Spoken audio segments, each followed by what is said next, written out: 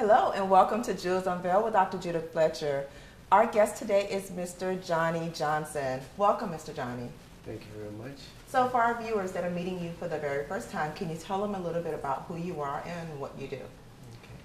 Okay. I'm an orthopedic technologist. My background, I came from a family. My parents are from Atlanta, Georgia. My father from Noonan, Georgia. They was farmers, traveling backwards and forth in the years. They used to travel from Georgia to Florida and I was the last person that was born at that time, so I don't remember in between that time. But over in Homestead, Florida, that's where I first started elementary school in that area. I originally, my mother became a entrepreneur. My father he only went to the first grade, but my dad became a foreman of a brick plant in New Jersey. He would have finished his GED at 72 years old. My mom was an entrepreneur. She went to the sixth grade. She ended up had owned businesses.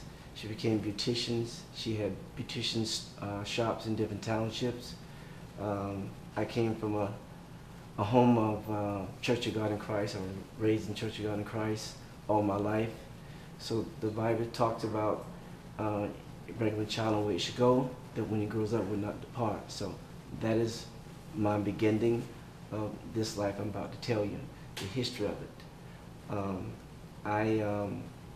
Because my mother and father was divorced when I was young, I lived with my mom for a period of time. So what happened was, I finished junior high and went to live with my dad in Pennsylvania. So there was an opportunity for me in high school to graduate from Penn Ridge High School in Perkins, Pennsylvania. I went to school with Pearl S. Buck's children, the famous writer. That's part of our history of the high school. When I graduated in 1965, I came back to Florida. I was drafted in the Army in 1965. When I came, I met my wife, Iris, at that year. When I was growing up, I wasn't allowed to date. So my wife is my first girlfriend. We got married in 1969. We've been married for 47 years. We have 7 children. We have 5 girls. We have 2 boys. We have 15 grandchildren. 1 great-grand. I came to Miami, thank you an opportunity. I came here as an orderly from Okeechobee, Florida. There was an opportunity that at Miami Variety Children's Hospital at that time, now it's Nicholas Children's Hospital. I came here for a year and worked as an orderly, and there was an opportunity that came with orthopedics. Before that time, I got a scholarship to Miami-Dade Junior College. I was an athlete. I played 3 sports, but the scholarship was in track and field. And it was a junior college in Miami, Florida, in Miami-Dade Junior College. There was other schools interested in me at that time for sports, for football. But what happened, I got hurt in going track and field. Because I got hurt, these are some time what happened in this life, that I got hurt. Because I got hurt, the scholarship was no longer for me there after that. But because of my parents, my dad told me one thing: son, for whatever you do, if you be a garbage collector, you be the best that you can be. So that was one of the things for me, plus that my parents were saved and they taught me the way of Christ. So it was a motivation always in my heart to continue what I need to do. And because I didn't have anyone here at this time, I had to motivate and continue to work. I worked at night and went to school in the daytime because of the scholarship, I could not allow them to know that I was working and with the scholarship. So the motivation was what my dad said to me, that whatever you be, even if you're a garbage collector, you be the best garbage collector. So it was a motivation for me to continue. And after that did not happen, there was an opportunity for me to go to orthopedics. I was going to school to be a physical education teacher at that time. I would never thought that I would have been in medicine as it is now. So the opportunity presented itself that I was trained at Miami Children's for 5 years for orthopedic technologists. And in this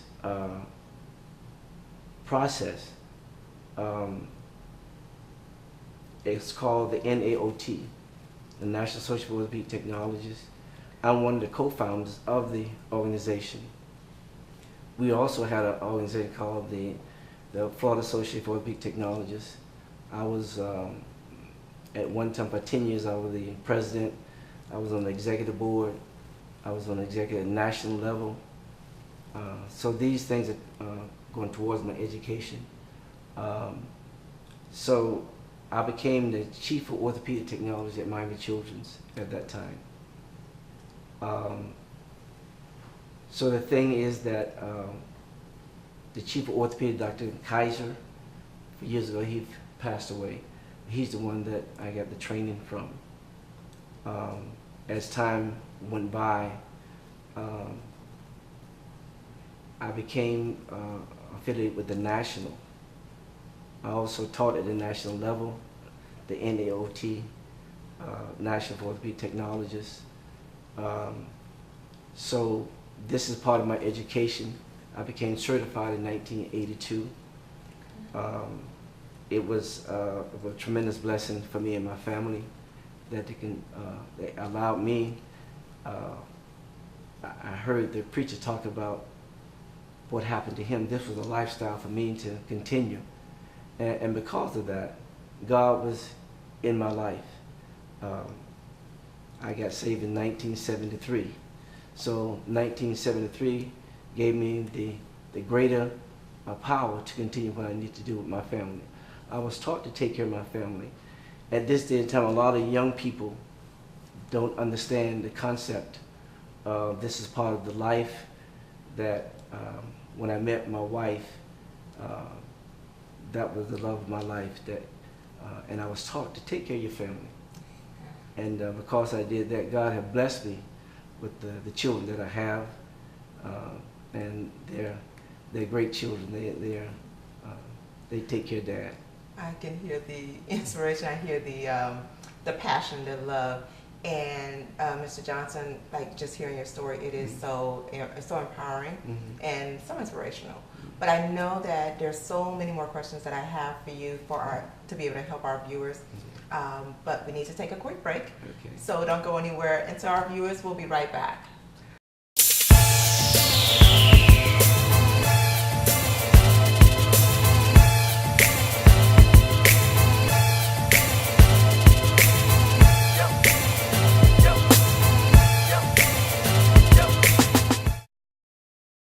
Hello and welcome back to Jewels Unveiled with Dr. Judith Fletcher. Our guest today is Mr. Johnny Johnson. Welcome back, Mr. Johnson. Thank you very much. I'm just so blown away by the number of years of experience that you have in so many different fields, but more importantly, the field of orthopedics. And speaking of orthopedics, and I understand that you also were scouted for track and field as well as football, so you understand that, and having what, 7 kids, 15 grandkids, and a great-grand? Yes. Wow.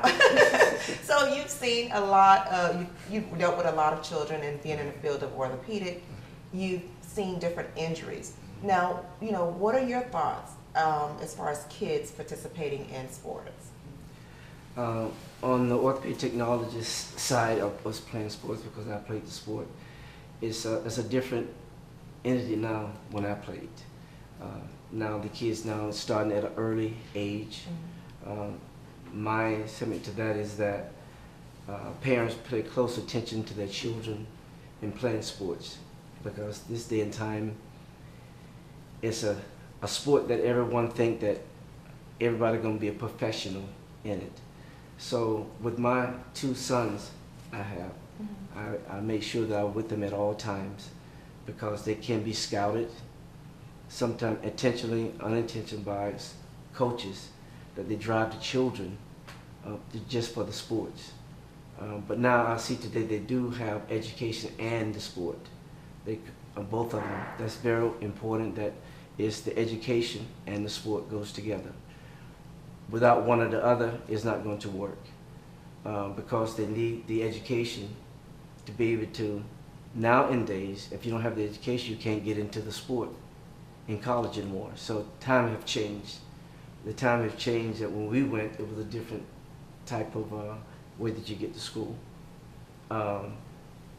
But with my children, my boys, I made sure that I was with them all the time to show the support of the children. That's very important for the parent, for the kids, because they're looking for their parents, someone to be there when they're doing these activities.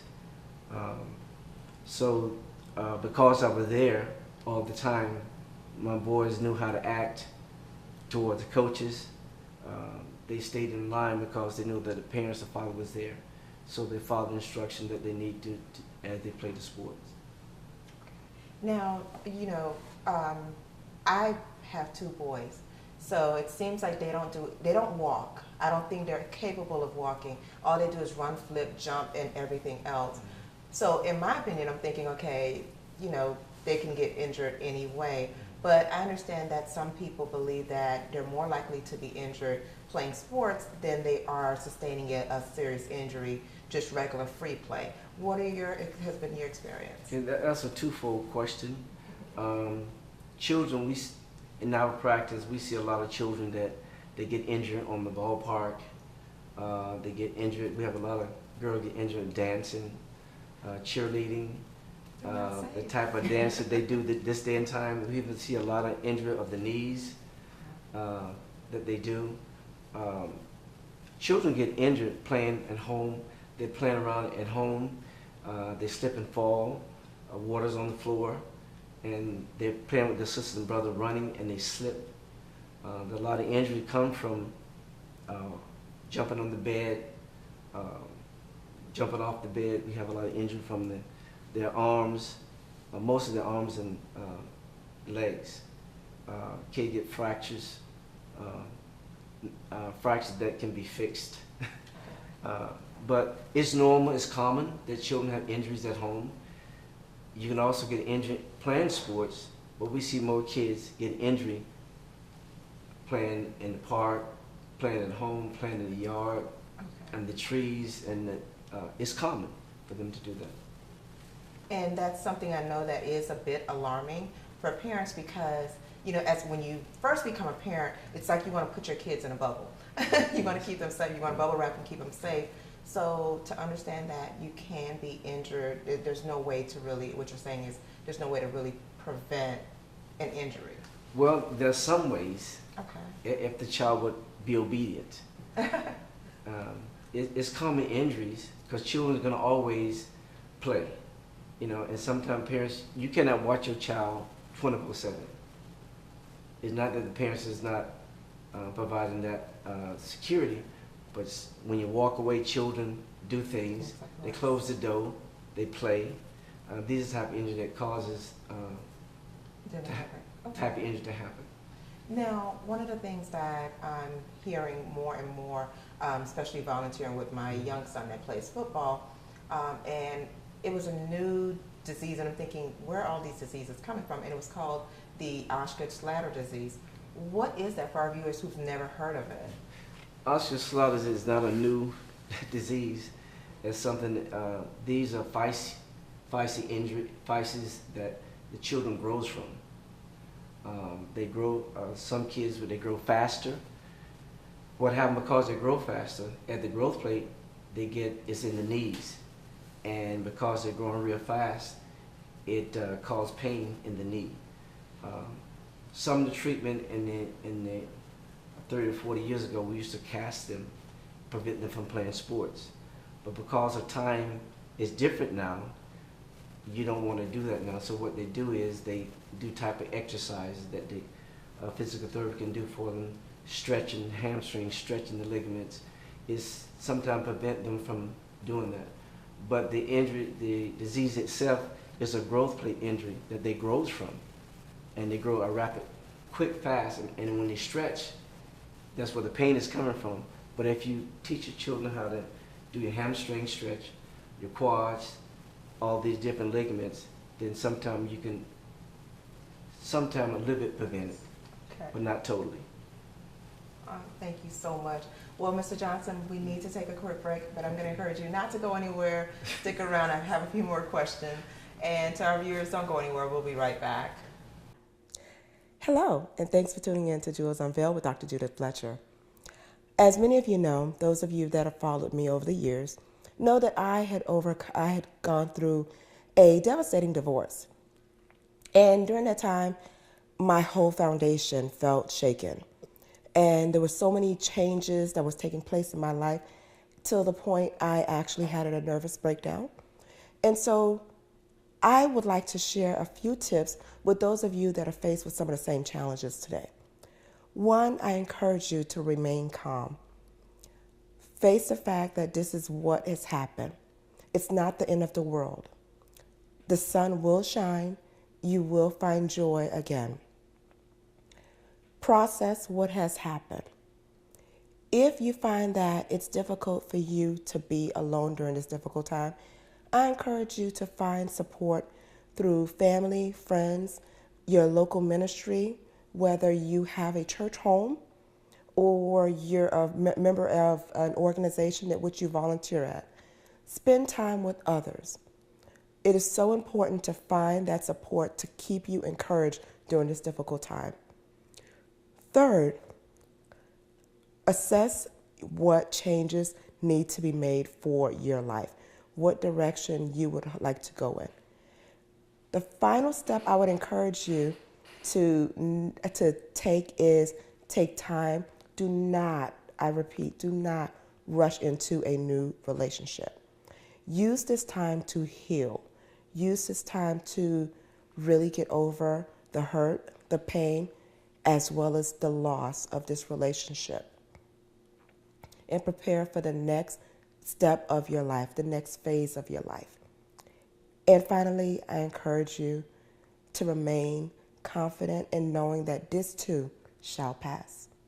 Thank you. Hello, and welcome back to Jewels Unveiled with Dr. Judith Fletcher. We have joining us is Mr. Johnny Johnson. Welcome back, Mr. Johnson.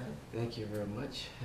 I'm listening to all that you've shared, great information, and just hearing all the information that you've given. How long have you been in the field of orthopedics? As an orthopedic technologist, I started in 1966. This is my 51st year of being an orthopedic technologist. Someone asked me the question, what allowed you to be able to work as an orthopedic at that particular time or that long length of time? First of all, God makes the difference. And to the audience, the Bible said, first ye seek the kingdom of God and his righteousness, and all these other things will be added unto you. From the beginning, you heard from the beginning, I have a destiny that I didn't know about, that I did not know that I was going to be being an orthopedic technologist in medicine as it is. And because of Christ in my life, this would cause the success that I have in my life. So the thing is, to the audience, if you put God first, you will make it. And that is truly amazing and definitely a true testimony, a true statement in which you just made to encourage our viewers. In 51 years, it takes a lot to really just hang in there, because people are always changing careers, after a few short years. Now, having been in this arena for so many years, I know you've seen a host of injuries, some life-altering, and some minor where the kids and the adults are able to bounce back. What can you say to, what are some tips that you can offer to parents out there that, of course, we cannot bubble wrap our kids, which I tried and I can't, but what can we do to keep them from experiencing life-altering injuries? They have a lot of things in the program now. Is we see at the hospital, Miami Children, is that they have programs that when they give kids bikes, you have to wear a helmet, you have to wear pads to prevent these different injuries. If you play in sports, basketball, they have pads for your knees, your elbows. These are the type of things that you can use to prevent you from injury if you fall. Football has its own impact of how you protect yourself because of the helmets, the type of pads that we use is preventative. And the other thing is to prevent injury is exercise. If you exercise and stretch a lot of the injuries would be less. I did not get an injury until I came to Florida. But sometimes different children is built differently, and they have to be in the gym a lot, stretch. You do a lot of stretching. If you do a lot of stretching, a lot of the injury will not occur. So also the parents are paying attention to their children, their diets, and what they're eating. It also has a lot to do with how to prevent injuries. And those are wonderful tips, and I do appreciate you sharing such wonderful information, and also all the work that you do to really help individuals with the field of orthopedic. We don't have enough individuals that really study the field of orthopedic. It's so difficult when you're going through the healthcare book trying to find a great provider, whether it is finding an orthopedic surgeon or just someone in the arena of orthopedic, a specialist. So for you to have been around for so many years and having a great family, children and grandchildren, great-grand, oh my goodness. So I want to thank you so much for being such an amazing guest, sharing all of your expertise with our viewers.